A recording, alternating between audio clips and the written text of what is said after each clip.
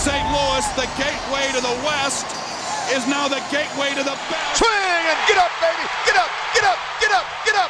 Home The game is over. The series is over. The wait is over. All right, what's happening, nerds? This is John Nerding Out with Cards, as you can see down below. And I got my buddy over here, Kelly, from Card Blitz. How are you doing, Kelly?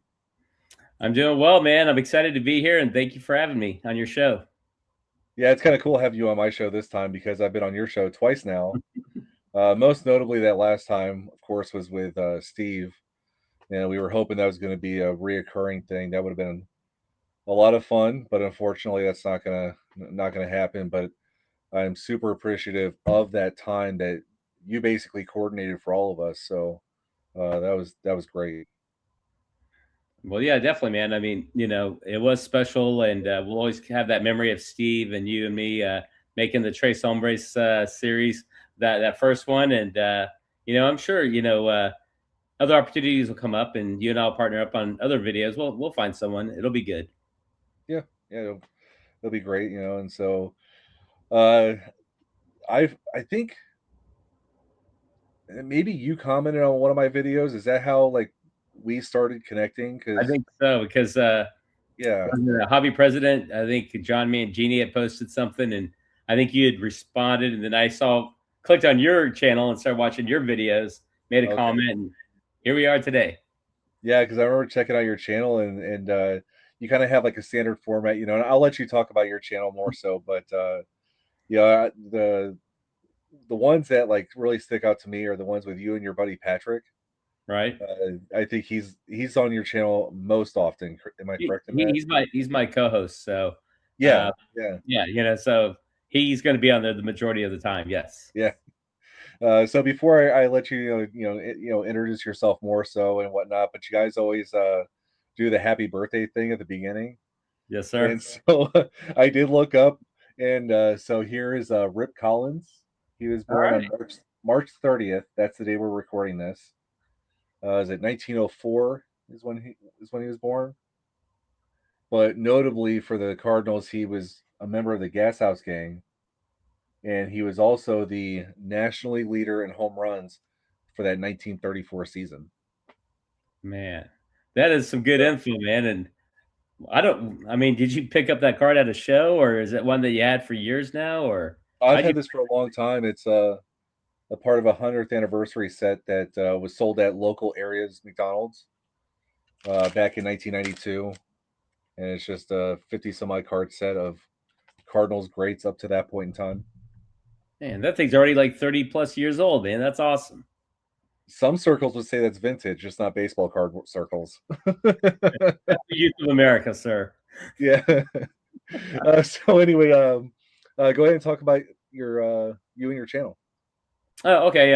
Well, again, it's all about cards, and it's not a particular sports specific ball and stick kind of channel. But if it's cardboard, and so we'll get into Star Wars cards here and there, Pokemon cards, trying to find an expert on One Piece, because I think that's an up and coming big card, card product that collectors are into that I know nothing about, but I like to learn. Then definitely going to get into baseball, football, basketball, and every now and then a little bit of hockey. There's NASCAR cards. There's those Indy race car cards. There's so many different cards out there, man. It's just, that's why it's Card Blitz. It's just people collect them.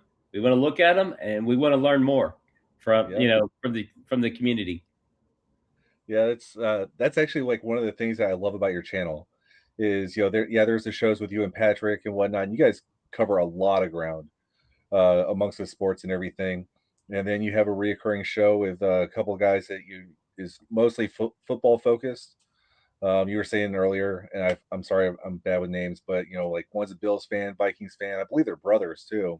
Yeah, the Waxenfelter brothers. Those guys are greatness, man. But yeah, they are all football, and it's vintage Vikings and vintage Bills and current, and they love picking different ideas within the football world and delving into those kind of deeper topics too. Yeah, that. Those are fun ones because y'all had your top 5 players you couldn't stand or whatever, like from your rivals. Yes, Yeah. exactly. One of the more fascinating videos that I've seen you do is was a Pokemon video, right? Because especially like within the baseball card community here on the YouTube, it's Pokemon is a negative term, or it's spoken negatively, right? Especially when it comes like card shows and everything, because they're taking over, or however it's described. And you had that one collector on, and it's kind of funny, like, you listen to him talk, and like the questions you're asking, and the answers that he's giving, is Pokemon's no different than us baseball card collectors, or football card collectors. They collect characters, i.e. players. They collect sets, they collect eras, because Pokemon's been around for 30 years. There's people that buy sealed product, there's people that, you know, do the breaking. I mean, it's all of it's the same. It's just a different kind of card. And so watch that video. It's like actually getting to listen to a Pokemon collector instead of just going along the stereotypes. I thought that was an excellent video. Appreciate the kind words, Sean. You know, the whole get off my lawn scenario, that people make fun of in the hobby. But yeah, it's true. There are some folks that, they feel like the sports side of the hobby is getting pushed out by the Pokemon collectors. And honestly, a wise man once told me on another channel, he said, "Hey, plenty of room here in the sandbox. We can all get along. We can all play." And to me, it makes sense, though. It's like, hey, I'm not telling them how to collect. They're not telling us how to collect. You just collect what you like and how you want a hobby, do it your way, right? Yeah. Yeah, for sure. I mean, like I said, I'm not a big card show guy, so it just doesn't hit the same nerves, I guess, for me as it might somebody else if the square footage is being reallocated. But no, but that is an example. And like you pointed out, the One Piece thing. Um, the only thing I know about One Piece is there's a local area card show or card shop. I guess got into a pissing match with some YouTube guy about One Piece. It was pretty silly, but that's the first time I even heard of the product. But apparently it's a big deal. You know Yeah, what I mean? I know nothing. I'm trying to find someone that have on my show to talk about this. So, um, Yeah. so nerding out with cards fans. If you know someone that was talking about One Piece, please reach out to me because I'd like to do it on my show too. To learn about the history of that card, or that's those collectibles, and what do people want? Why do they like them? But Yeah. there's in the late 90s, there was that Pikachu was big. You had Magic the Gathering run, the Marvel cards from like the early 90s. Yeah. So, and then you had movie cards even, like Yeah. Jaws, Close Encounters of the Third Kind, Star Wars, obviously. But yeah, if you could put a picture on a card, someone wants to collect it. You look back at like the 50s and earlier, and you're like, oh, hey, presidents of the United States, and was it Greg Miller and his whole pirate card theme? It's like, Yeah. we don't have to like label ourselves and box ourselves in and say, hey, you're either my way or you're out, like being very, exclusive. I think we should be inclusive. Hey, I can appreciate your why and what you're doing and learn from you. And maybe that gives me a different perspective on how I want to collect. Maybe Yeah. my light bulb goes off and I go, didn't think of it that way. Yeah, for sure. And it's the maybe that's not your circle of friends, of course, but as far as, just how we all, you know, fit within this larger card umbrella hobby, So like I say, your channel does an excellent job of that. So, if anybody's watching this, definitely go check out Kelly over at Card Blitz. But I kind of wanted to shift more towards you. Can I ask you one quick question before we continue? Yeah. All right. So they keep talking about the Strong Dependence show coming up in a week. And Yeah. apparently half of that show is vintage sports and the other half is going to be Pokemon. So like, right? Isn't it supposed to be in one big building with like a curtain divider? So I honestly haven't been tracking the whole show thing because I'm not going, right?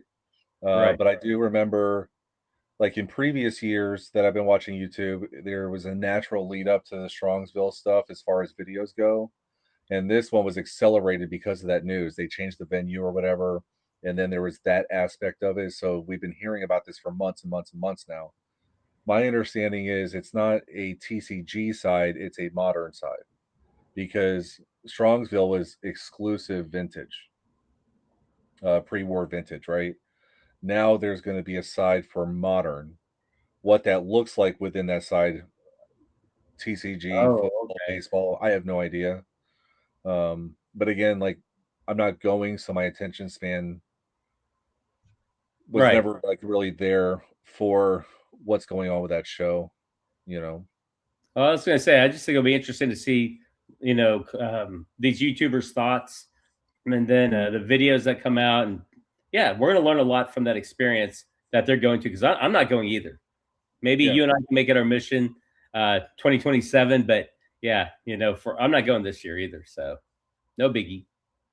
Yeah, I think that's been a dynamic show, like with the hockey rink aspect of it. I think that was only the last couple of years or a few years anyway. And before that, it was somewhere else. And the only thing that's constant is change, right? That's true. So, Nothing stays stagnant and constant. But yeah, that way. Otherwise, it'll get stale and old, and it'll be done. yeah, I mean, I'm pretty sure the people that are going are going to have a great time, and we're going to get to live vicariously through them. And yeah, and maybe it'll give an idea of what next year will look like. I mean, the national changes every year too, to include locations, but as far as like the specifics of it, so yeah, we'll see. You know, Yeah. Well, wishing all the YouTubers that go and the collectors happy hunting, and keep us in the loop. And yeah, man, we'll see what happens next. yeah, for sure. But now, Kelly, the card collector. Yeah. Um, when did you get started in cards? How did you get started in cards? As far as like what you can remember? Well, my gateway cards were the Star Wars cards of 1977. I was 7 years old when that movie came out. I mean, I remember seeing it in the theater and going to the grocery store and seeing the cards, the pictures of like Darth Vader and R2D2 and C3PO, and I was enamored. I'd like to try to set the movie scenes. I didn't realize there were like different series and colors. I saw pictures of Star Wars characters, and so Yeah. for me, with my little Star Wars figures, those cards in the background, like a backdrop, and just make believe and stories, and that's how I kind of got into cards. But then by the fall of or the spring of '78, baseball cards. Learned about that. Learned about the gum, football cards in the fall, and yeah, I mean, like that '78 football set, Topps football set. That is like for me, that's my first, and so it means a lot to me. And I completed that set, but that'll always be like the one. When I look Yeah. back fondly on my card collecting youth, that '78 Topps football set holds a lot of memories. Oh yeah. Isn't it funny how like every time, not every time, but most of the time when it's like, so when did you start collecting? It's always around that age 7 mark. Mm-hmm. Because I was 7 when my earliest memories of card collecting occurred as well, and it's like you hear that all the time. It's always around that age range, and it's kind of funny. You know what I mean? Well, I Uh, guess because we're in elementary school at that point, like first grade, second grade, and yeah, you start to, I guess you get those impressions and you become more aware of the world, and yeah, they're like, hey, these are cards, and hey, this is a sport on TV, or this is a movie, this is a card. You and your yeah, friends hang out and trade and have fun with them. yeah. So the as far as like from there, people always talk about like, yeah, I collected, and then things got important, and I took a break, and all this other good stuff. I guess what's your story as far as card collecting goes? As far as that, like, was it just continuous ups and downs, hard stops? For me, again, I collected like from '78 to '81. By the time 1981 rolled around, I started playing football in grade school. I had played soccer over the years, but once I started playing football and getting into baseball, actually participating in the sport, um, I didn't really collect the cards. And then I discovered music, like albums, Yeah, and like playing records. And so I'd spend my money on an album before I'd spent it on sports cards in the mid '80s. So there's a huge drought, and then got my first like job where I had like a lot of discretionary income after college, and that's when I got back into the hobby like first time, and I had a good run of about say probably close to 10 years. Then life happens, house, and then you get wife and you get kids, and I didn't get back into the hobby until 2023. My co-host Patrick Marshall, Patrick was like, "Hey man, have you checked out like these graded cards and pricing?" And I had no idea. And then the World Baseball Classic was going on, and I had watched that even like the first ones when I was over in Taiwan. And and next thing I know, man, like who's this Otani? And I kind of knew of him from fantasy baseball, but I was in a National League only league, and so I knew of him, but I didn't know like how awesome pitcher / hitter he could be. And so yeah, man, I dove like headfirst back into this hobby, and then about towards the end of December of 2024, wanted to join the YouTube community, turned on the camera, and here we are today.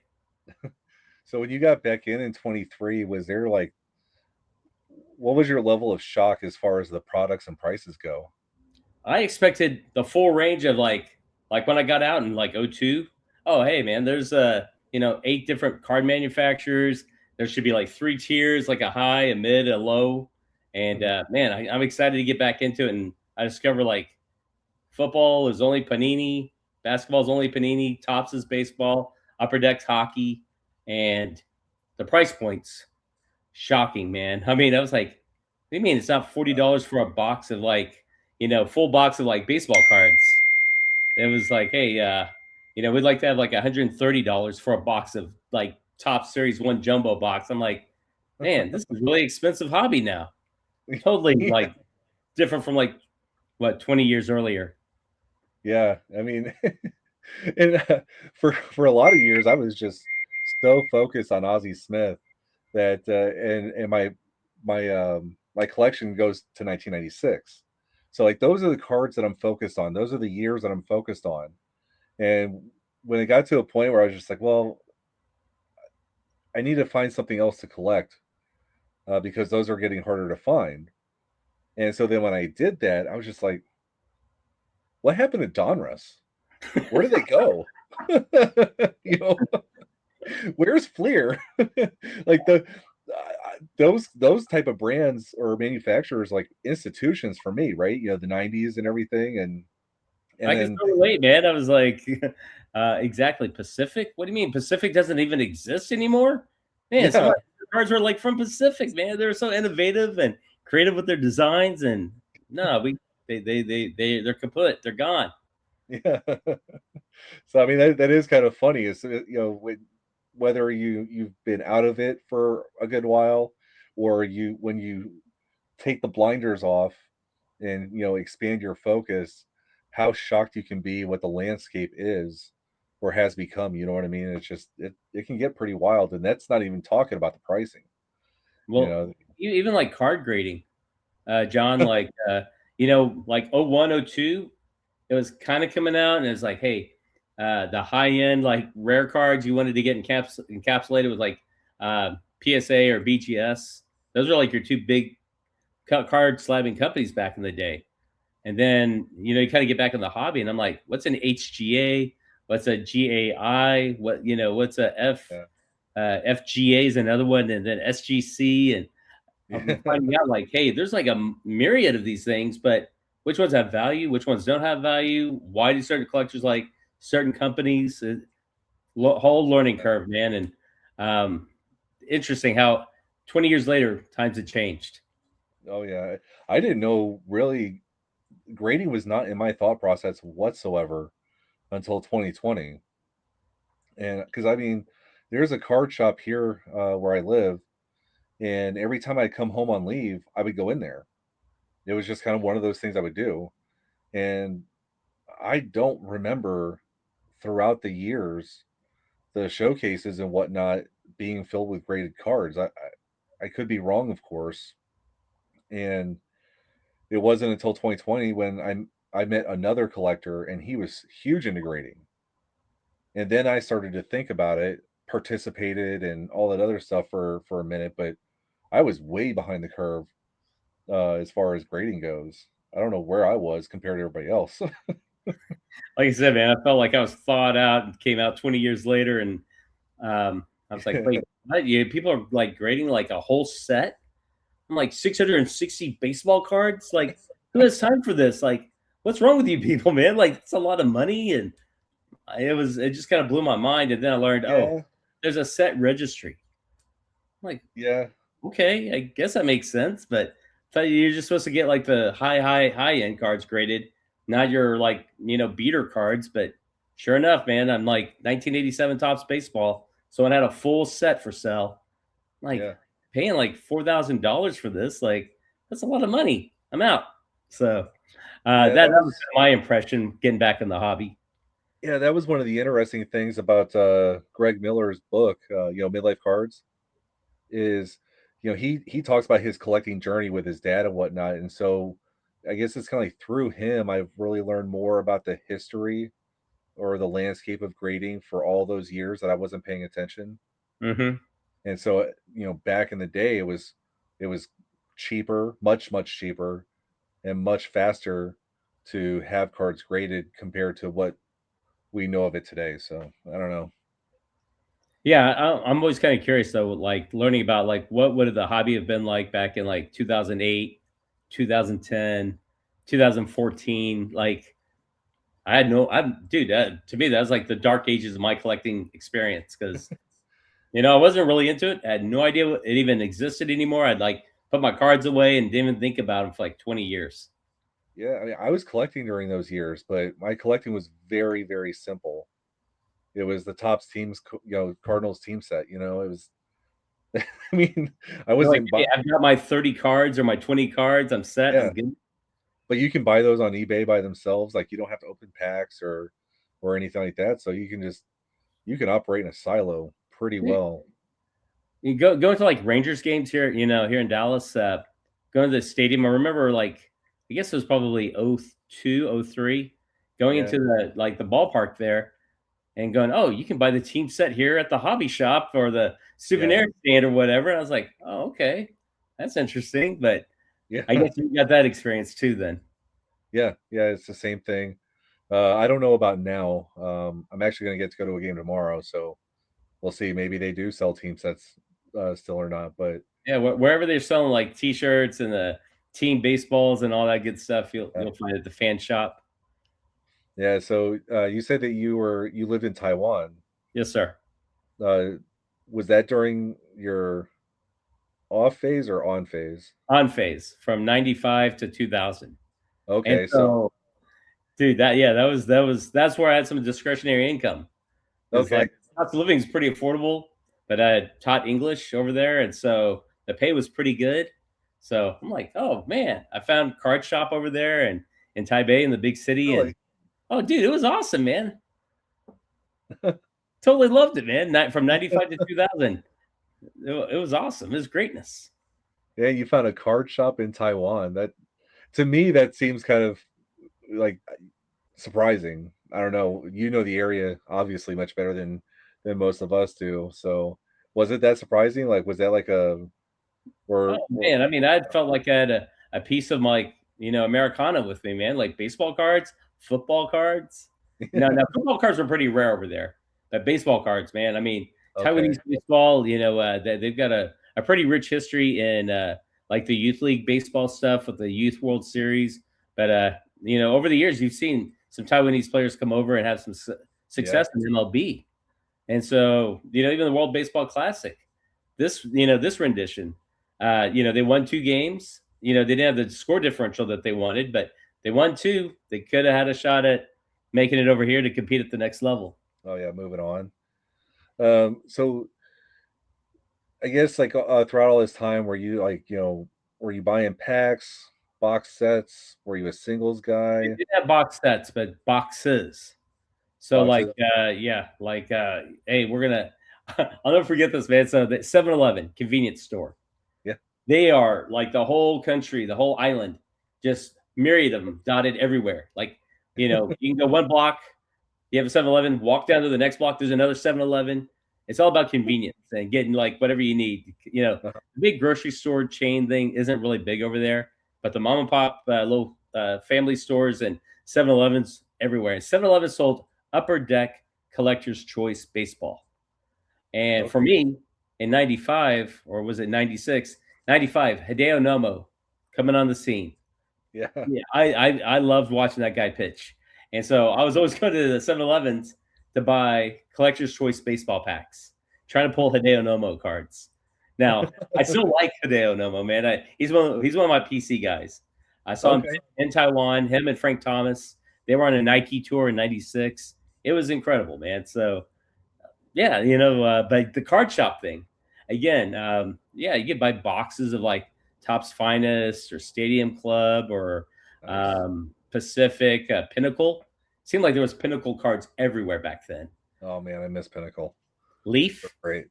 Leaf was another brand, but that was producing modern baseball players, and they had like the studio set and the signature series cards. And I mean, that was my whole wheelhouse, man. So I had the money, spending it over there, man, buying baseball cards and going to like the little family shops and getting like a 600 count box to be able to store my cards, bring it back to the States.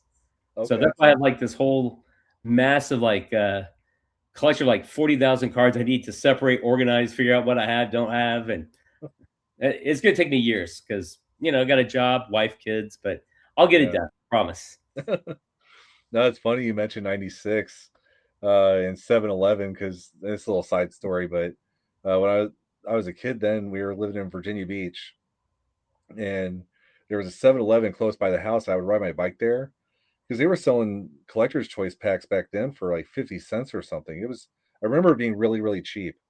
And, but that's when it was after Gretzky was traded to the Blues and he was on the package of the Collector's Choice hockey cards that year.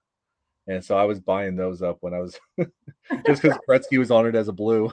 And if you look at those, pardon me, but if you look at like the photography of those 94, 95, 96 Upper Deck cards, Collector's Choice, I mean, it had like some nice photography, nice design, layout. And I'm like, I know nowadays people look down on them, but for me, that's part of my hobby history. And I enjoy looking at them even today, trying to complete the sets from the mid-90s. Well, people looking down on them is also what makes some of those cards really valuable because they weren't kept, I guess, because the inserts can be really difficult to find of certain players that you're wanting anyway. Right. Like I said, man, and the 95, I think, Upper Deck SP Hideo Nomo with the die cut platinum power cards, man, those were in the die cut rookie card of his, hottest thing on the market back then. Yeah. You're like, okay, enough of the Hideo Nomo. Let's move on, man. No, you're good. No, I remember those sets and like going through my Ozzie Smith binder, I see those all the time and remember like what it was like back then as far as those kind of cards, right? But you mentioned you built this 78 football set.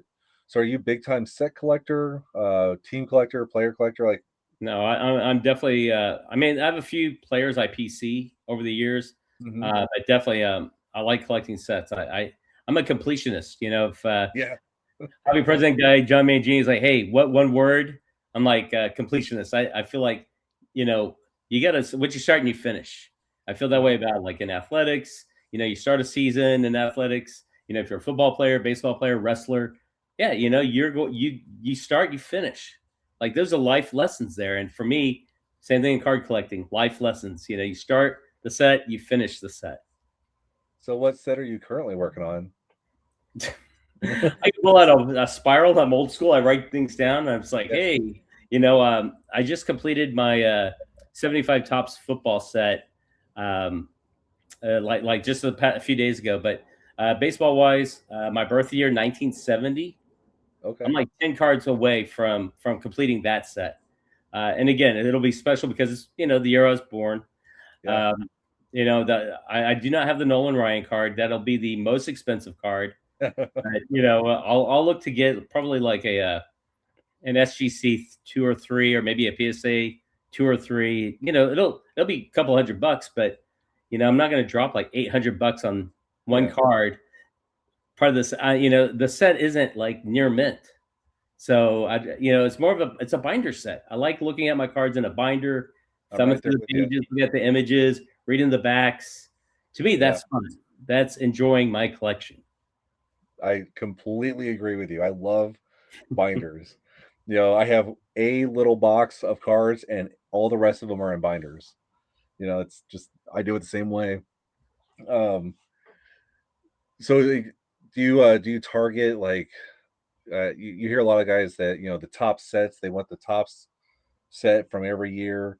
But I know, like, in talking to you, like you got a Chipper Jones card, and that completed your Pacific Crown Royal set. Mm-hmm. So you're not just stuck to like one manufacturer, and No. not only that, but you're also not stuck to an era. So how do you decide, like, this is set I want to go after now, kind of thing? Well, again, like the 70 Tops baseball set was one that, I bought a starter set. So I had the majority of the cards there. But Okay. again, that one was like, birth year. Cards of my youth, though, completing like 78 set, 79, 80, 81. I'm still working on my 81 set. I'm still short like 20 cards, I think. And then from those, like the mid 90s, just those wax packs and boxes I was opening up, bringing all those cards back to the States. And then, just figuring out, what do I have? I got all these like 1996 Leaf cards. I need to make my Leaf set. Or, 96 Tops Finest. I completed that set. Dude, that was a tougher set to put together because of the 3 different levels. Yeah. It's the bronze level, silver, and gold. Yeah. And so that's actually a challenging set to put together, man. And that's not even including the refractors, right?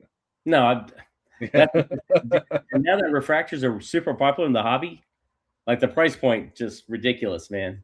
Oh, But, yeah. I completed that set back in like 2001. Oh, That wow. 96 Tops baseball set. Had them all in top loaders, and then recently, maybe a year ago, I bought the binder that can hold the top loaders. Okay, yeah. The So Z I Bullet put them or in whatever. that binder. I got 2 of them to hold all 359 cards. That's cool. Mm-hmm. Wow. Yeah, so I can just pull out turn the page, pull out the card, enjoy it without touching the card. It's Okay. good, man. So who do you besides Hideo Nomo, what other players do you PC? Let's see. I'm working on a Mantle run. Because Good I luck with feel that. like, that's always a good one. I'm missing, 3 of his cards from the 60s, and I haven't touched the 50s yet. And I might just have a 60s Mantle run. Okay. Because I mean, those are cards like they're not high grade, man, but they're cards I'm like the best looking card I can get at an SGC 2, a PSA 2, where it costs a couple of bucks, but it's not, again, taking out a second mortgage or having the missus go, dude, what are you doing with your finances? Yeah. I've got a hobby budget, like I assume most adults, and so Yes. I got to watch my dollars and be judicious with my expenditures. Well, it's funny. I have not showed this on my channel yet. It'll be on the pickup video, but I'm the same way. So I'll show you this. And this is not an expensive card to even begin with, even in great condition. But this That's one the was card you cheaper. want. But this one was cheaper. So the Aurora Vision, 64 of Ken Boyer, and it's the one it's a record. So Okay, people, yeah, the album thing. All right, yeah. But you can see like vinyl, you could probably play it on a record player. yeah, and All right. there's a YouTube channel, from what I understand, that like has these to where you can listen to what the record would be. That would But be cool, man. The recording. But similar to like Redman's, with or without tab kind of thing. Mm-hmm. Most people want it without the hole punched. Obviously, you have to have a hole punch to play it, right? But Right. then you look at like the corners and everything, the edges. I'm pretty sure this one was played on a record player. You know what I'm saying? But And it was probably dropped in the living room over the years too. yeah, but it's one of those things where it's I like the idea that this was it likely served its intended use. Um, but this was also $4 compared to $20 to $25. And Yeah. that doesn't sound like a terrible amount, right? But at the same time, it's still $20, you know. So, but I'm Right. the same way. I want the card. The condition isn't as important, I guess, compared to owning the card. You know what I mean? So Right. that's kind of a silly example, but No, but you made a hobby choice, and you're like, look, at the end of the day, do I want the record? Yes. Okay. And it's yeah, affordable. And so I dropped a few bucks, and I get to enjoy it for me, because yeah, that's what it's for, right? Where it's yeah, a hobby, man. It's not like we're sitting there, trying to like make world records or something like that. We're just enjoying a hobby, man. yeah. Now your mantle collection is on a different stratosphere. I completely understand that, you know. So Dude, you there's look at there's like a the start there's a stuff. I'm starker like, but there's a starker difference between a graded 1 or 2 versus a graded 6. There's that dollar gap is significant, but the principle of it's the same. You know what I mean? But so he said Mantle and Nomo. Who else? baseball wise, who else am I really big on? My son and I are trying to. We saw a movie about Yogi Berra. It was a Netflix thing, and I didn't realize, like, one, all the championships, but two, more importantly, D-Day, kind of Yeah, fighting in World War II, like, and the dude, like, he came from, I think, like, this was he from the St. Louis area? yep, And so, but just the yogiisms. Now, growing up, I remember the yogiisms and the commercials, but I didn't realize, like, what impact he had on the sport of baseball and American culture. And so my son really, like, was taken with that movie. So I said, hey man, let's try to make a bearer run. And so okay, we've got about three or four of his cards. But the dude played forever, so he's got a long, you know. But my son's young enough; I can still get a few here and there every year. And again, we're not trying to break the bank. We're just kind of getting, the low end, the twos and the threes, best looking card, and enjoying it for the card itself. yeah. All those reasons you just said. That's why I have one Yogi Berra card right now. There's another one I want, but yeah, but him being from the St. Louis area, I'm hoping to do a video soon ish.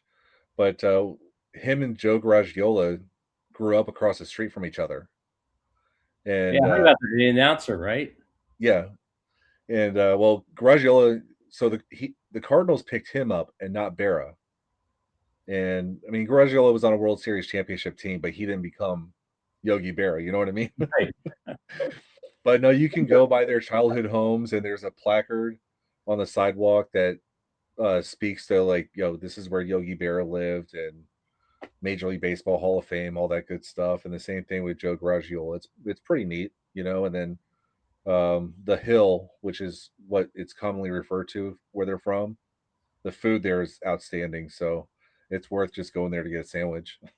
Well, I got to make it up there one of these days, Sean, and grab a bite with you, man, and take a Yeah. tour of the city and enjoy, man. Yeah, I'm hoping to get a bunch of like on scene stuff to show everybody. So if you do happen to make it into St. Louis, like, you kind of know, like, hey, check this out, check that out, or And I got to bring a Barra card for obvious reasons. But what do you have players at UPC for like football? Football wise, childhood idol is Roger Staubach of the Dallas Cowboys. I'm working on that run, all like SGC 7s and above. So I'm Okay. down to the rookie card and the 1973 Topps card. So once I get that, I'll be set. I mean, he has a short print run, 72 to 79. Yeah, So 'cause that part makes it pretty affordable. That Earl Campbell, again, all three cards, pretty affordable. Modern players, I have one Patrick Mahomes card. The obvious one that everyone's got to have. I only have one too. It's probably not the same one you're talking about. So Right. I have a rookie card, but it's not like it's not that Donruss optic or whatever. It's the rookies. It's a take on that, but Right. Still, no, it's a good looking card though, man. I've seen that card. it was And I'm cheaper. fascinating between more affordable, yes. But again, I'm more into like completing like the 70s, whole 70s, like tops football run of of that era. So like missing some cards from 73. I haven't even started the 71 set, but I got the 70 complete, 72, all three series. 74, I'm missing like a card or two. 75 just completed. 76 missing the Walter Payton. 77 completed. 78 complete. 79 complete. 80. So Right. but that whole era it's my youth, man. And I love like those old NFL greats that were still playing in the 70s, and then you had like my childhood greats that were playing. So I just love, I'm enamored with the cards and the art and the history. It excites me. And it's honestly, you're doing the best way to remember those legendary players too, because today's NFL just completely ignores its past. It feels like, so you don't hear about like the current generation knows nothing about those great players. I know they did the whole 100th anniversary thing, but at the Super Bowl, but by and large, there's not really much of a celebration of its history, which is kind of disappointing. No, I was just say, I remember reading this back in maybe it was like in '99 or 2000 in Sports Illustrated. They were talking about the like how baseball embraces its past, and the NFL treats it like ghosts that they want to lock up in its past. And I guess that's still pervasive today. Still, like you said, NFL's not highlighting their greats in the 50s, 60s, even the ones in the 30s. The Red Granges and the Jim Thorpes and the Newt Rockneys, and they're not talking about those cats.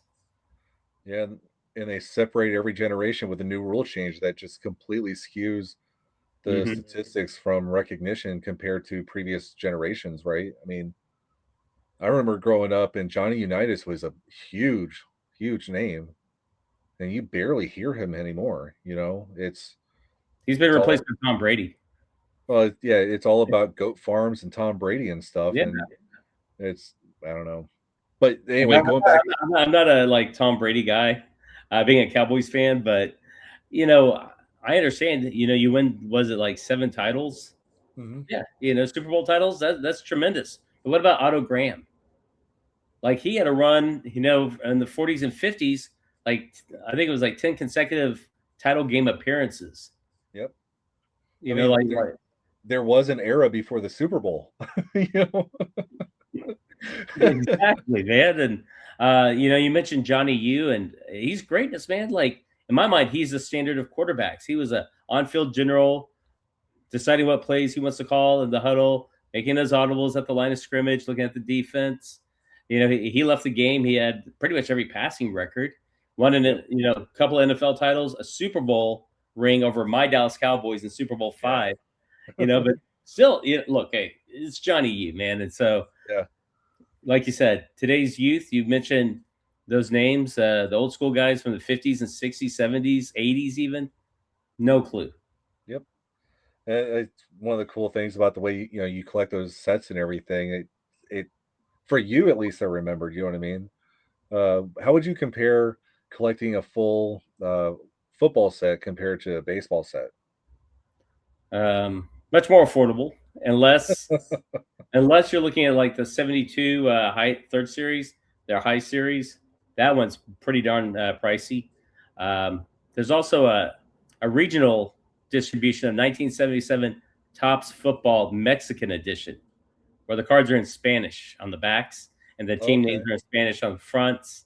Everything else is the same, but those are really, really pricey too, and hard to get your hands on. So similar to like O-Pee-Chee and Venezuelan cards? More like Venezuelans, I think. Okay. Except they only did it 1 year. That was it. Oh, okay. That was it. 1 year, 77 Topps Football. I never knew that about those. See, we're all learning in the same sandbox, right? But is the volume the same? Because I know like a baseball card sets, like 600 some odd, 700 some odd cards. What is it for? I Uh, guess more so like the vintage Topps sets. went with like I think like 251 for the longest time, and then they bumped it up to maybe it was 351. Maybe it's like 280, 351, Okay. 528. Then they got it up down to like 396 for like Okay. the 80s. And then Junk Wax era blew up in 660, 1990, 91, 92, 93, 94. Like just, huge numbers. Okay. I don't collect modern football. I don't know what the pinnacle, like, complete set of like Yeah. a prism or whatever it would be that's out there. Mosaic or whatever the card sets are called. I have no idea, man. Yeah, I wouldn't either. But like, comparing apples to apples, a 1970 football set compared to the 1970 baseball set. 1970 baseball set, I believe, has 720 cards. Football is the one, like I said, I think it's like 281, 261, something like that. That's significant. Wow. Mhm. Yeah, series Um, 1, series 2 in football. I think baseball's that year. I think they had like five or six series.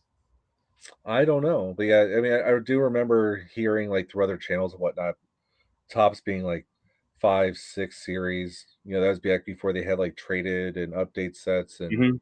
and whatnot. So yeah, it's changed quite a bit. Um, Focusing more on the football side, like I guess like what are your top 3 designs as far as your sets go?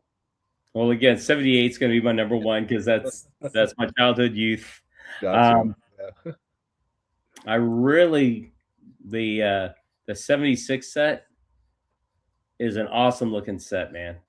So definitely I recommend the 76 set. Okay. As crazy as it sounds, I'm partial to the 89 score.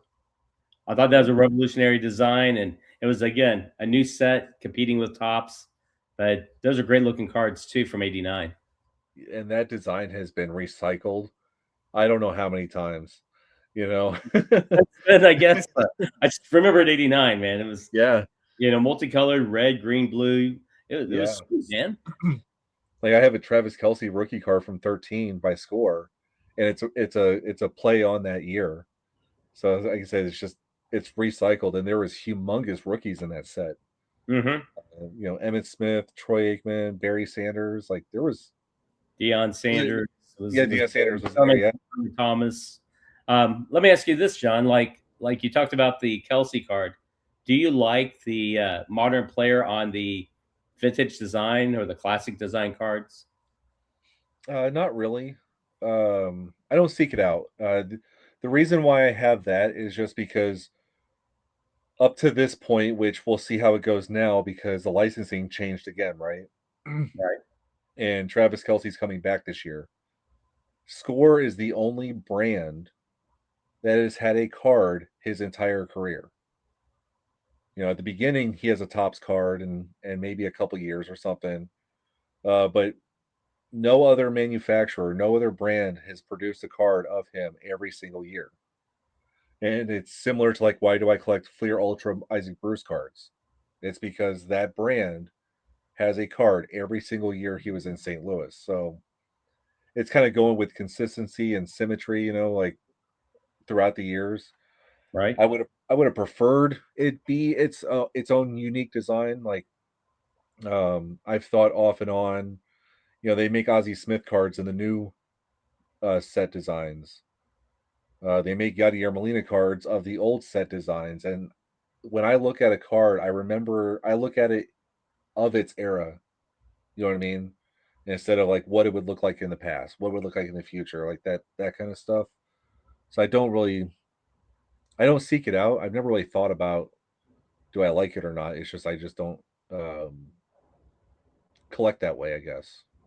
Right. So like Topps Heritage, would that be on your must collect list? Topps Archives, I think, is another one that kind of tries to bring that retro look. You're saying not your jam. Yeah, and like flagship Tops, they do the 35th anniversary designs every year. So it's like what this year is 1991. Mm-hmm. No, I mean like if I want to look at a 1991 card, I'll go get a 1991 card. And if they're producing a card of today's era in that design, then that means, well, there's obviously one of this year's design. So I would be more inclined to get this year's design for the current player. I don't know if that makes sense, but it makes sense to me. Well, no, you're saying, hey, I want the original design from the current year to represent that player on that current card. Yeah. Yeah, I get that. So I mean, it's cool what they do, especially. I think the goal is, besides selling cards, is to get people interested in older cards too. Which, if that works for some people, I think that's great. If they see Ronald Acuna on a 1960 something design card, and they're like, oh, what's this? Why that? And then they start learning about the old sets, and then they start learning about the old players, and then it just kind of built on and on and on. I think that's a cool possibility. I've never thought it in those terms, but that's interesting. I never thought of it that way. Yeah, I mean, I don't think Fanatics cares if somebody's buying a 1965 card, but it's But they want to buy the cards now. I know that. yeah, they do. But like, I would say for like our level of people, the collectors, the people who are buying cards, I think that's a cool possibility of what those can achieve. Well, again, I think it's the sport and it embraces its past. Yeah. So again, that's known for that. Because there's well, shoot, no, because Panini's had the license.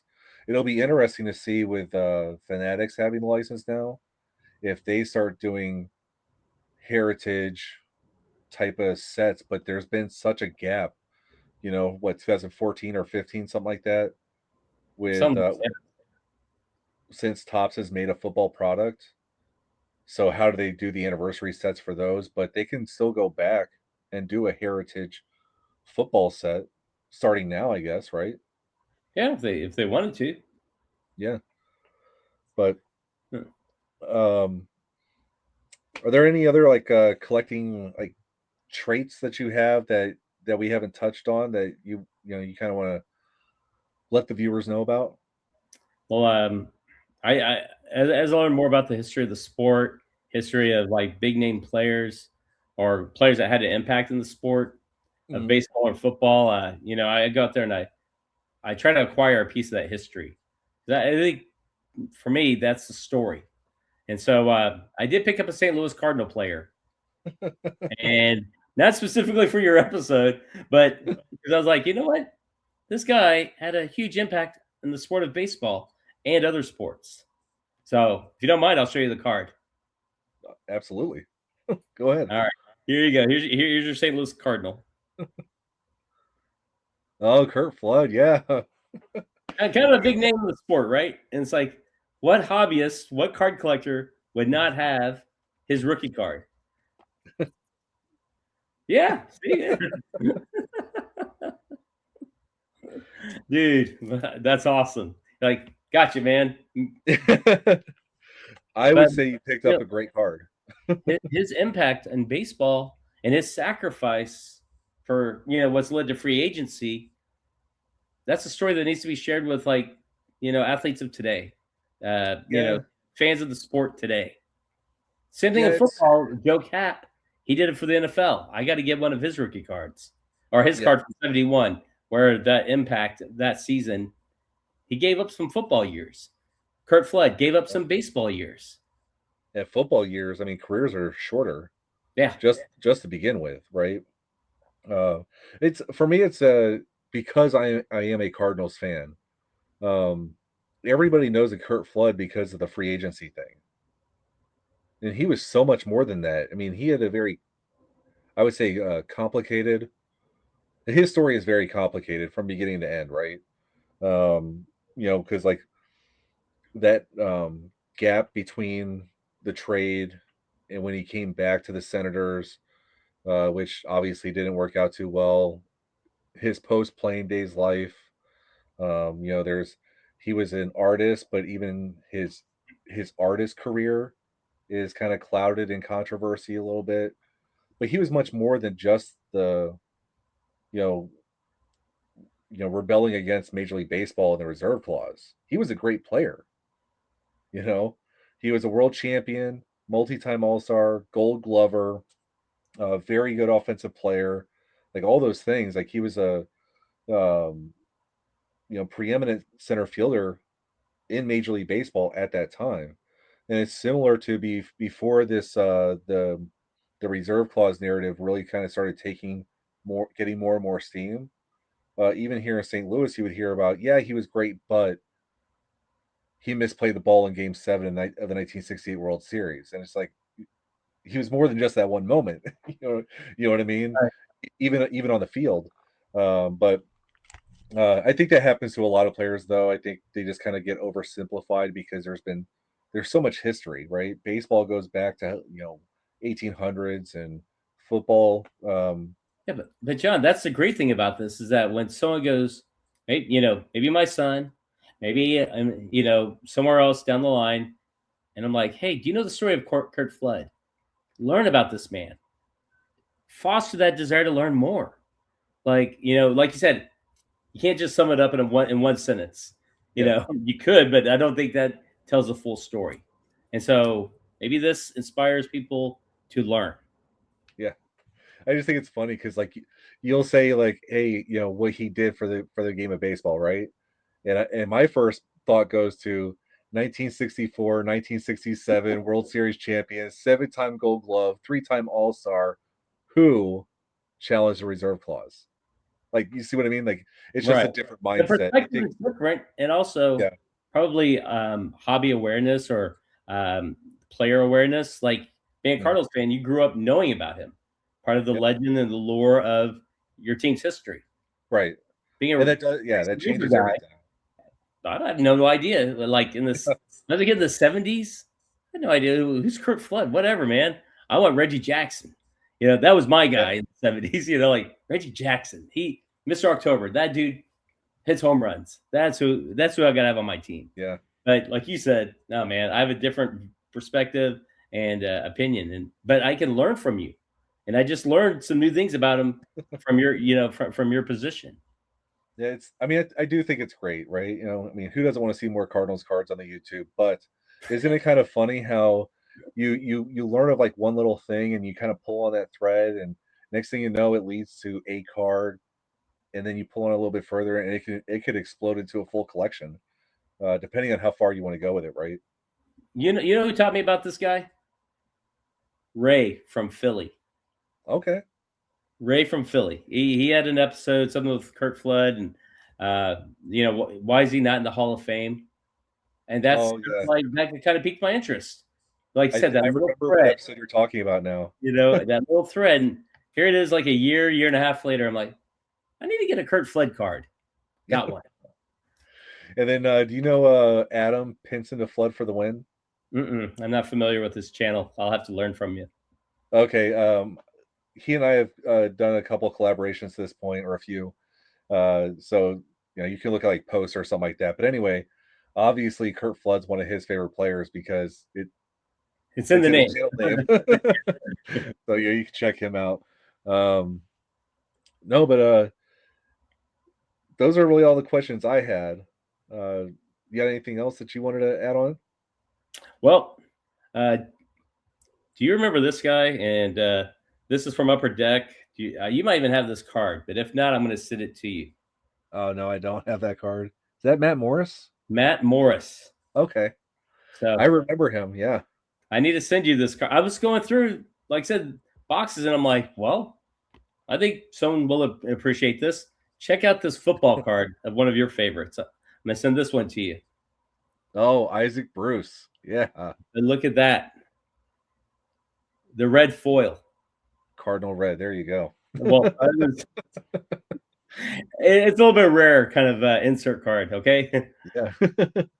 And then this guy here, probably your favorite running back from the St. Louis turf era. Yeah, send this bad boy to you. His trade to St. Louis was, oh man, unbelievable. And then That's a perfect example of the NFL changing so much. It's the value of a running back has just plummeted.